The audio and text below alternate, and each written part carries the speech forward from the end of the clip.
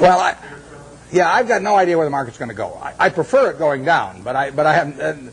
My preferences have nothing to do with it. The market knows nothing about my feelings. That's one of the first things you have to learn with a stock. You buy 100 shares of General Motors. Now, all of a sudden, you have this feeling about General Motors. I mean, if it goes down, you may be mad at it. You may say, well, if it just go up to what I paid for it, my life will be wonderful again. Or if it goes up, you may say how smart you were and how you and General Motors have this love affair and everything.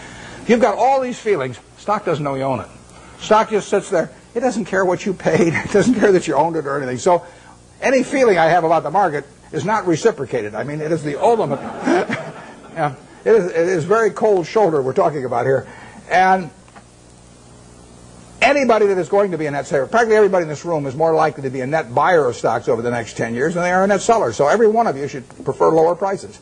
I mean, if you're going to be a net eater of hamburger in the next 10 years, you want hamburger to go down unless you're a cattle producer.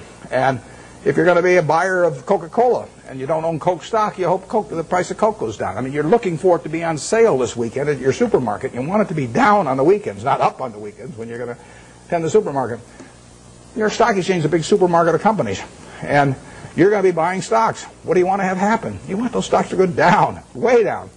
And, you will make better buys then. And later on, 20 years from now, 30 years from now, when you're in a period when you're dis-saving or when your heirs dis-save for you after you're gone, I mean, then you may care about higher prices. But I find people, that was one of the, there's a chapter 8 in Ben Graham's Intelligent Investor about the attitude towards stock market fluctuations. And that and the chapter 20 on the margin of safety are the two most important essays ever written on investing as far as I'm concerned.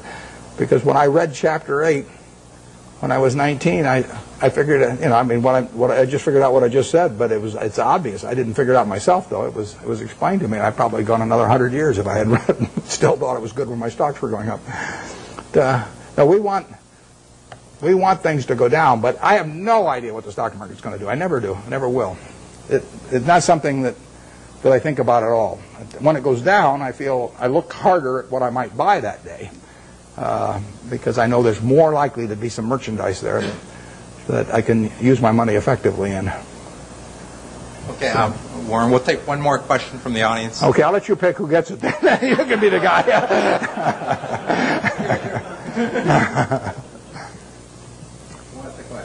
Right back there.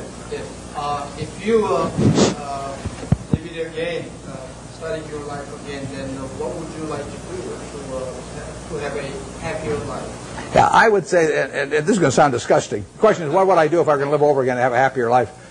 The only thing I might do is select a gene pool where people live to be 120 or something that I came from. But I've been extraordinarily lucky. I mean, I use this example. I'll take a minute or two because I think it's worth thinking about a little bit. Let's just assume that it was 24 hours before you were born, and a genie came to you, and he said, Herb, you look very promising, and I've got a big problem. I've got to design the world in which you're going to live. And he said, I decided, the hell with it, it's too tough. You design it. So you've got 24 hours. You figure out what the social rules should be, the economic rules, the governmental rules, and you're going to live under those, and your kids are going to live under them, and their kids are going to live under. And you say, I can design anything? And Genie says, yeah, you can do it. And you say, well, there must be a catch. He says, well, there is a catch. You don't know whether you're going to be born black or white, rich or poor, male or female, infirm or able-bodied, bright or retarded. All you know is you're going to take one ball out of a barrel that's got 5.8 billion. You're going to participate in what I call the ovarian lottery. You're going to get one ball out of there. And that is the most important thing that's ever going to happen to you in your life, because that is going to control whether you're born here or in Afghanistan, or whether you're born with an IQ of 130 or an IQ of 70. It's going to determine a whole lot.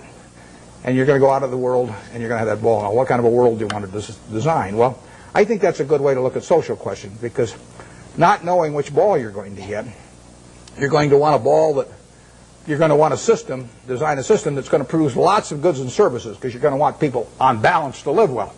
And you're going to want it that produces more and more, so your kids live better than you do and your grandchildren live better than the kids. But you're also going to want a system that, if it does produce lots of goods and services, does not leave behind a person that accidentally got the wrong ball and is not well wired for this particular system. See, I'm ideally wired for the system I fell into here.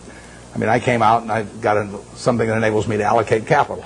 You know, nothing so wonderful about that. If all of us were stranded on a desert island, you know, we all landed there and we're never going to get off of it, the most valuable person would be the one that could raise the most rice, you know, over time. And you know, I could say, well, I can allocate capital. You know, how about paying Neil? and you wouldn't get very excited about that. So I am in the right place. I mean, Gates says if I'd been born, you know, a few million years ago, I'd been some animal's lunch. You know, he says you can't run very fast, you can't climb trees, you can't do anything. You've just been, you know, just been chewed up in the first day. So he says you're lucky you were born today, and I am. But the question, getting back, one question you can ask yourself, incidentally, is here is this barrel with 5.8 billion balls. Everybody in the world, if you could put your ball back, and they gave you, and then they took out at random 100 other balls, and you had to pick one of those, would you put your ball back in? Now those 100 balls that you're going to get out, roughly 5 of them will be American. So there's 95 versus 5. So you're only going to have 5 balls. If you want to be in this country, you're only going to have 5 balls now left. You know, half of them are going to be women, half of them are going to be men. I'll let you all decide how you vote on that one. Half of them are going to be below average intelligence, half are going to be above. I mean, do you want to put your ball back? Most of you, I think, will not want to put that ball back to get 100.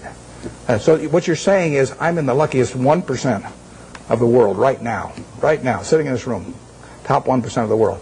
Well, that's the way I feel. I mean, I've been lucky to be born where I was, because it was 50-1 against me in the United States when I was born. Lucky with parents, lucky with all kinds of things, and then lucky to be wired in a way that in a market economy pays off like crazy for me.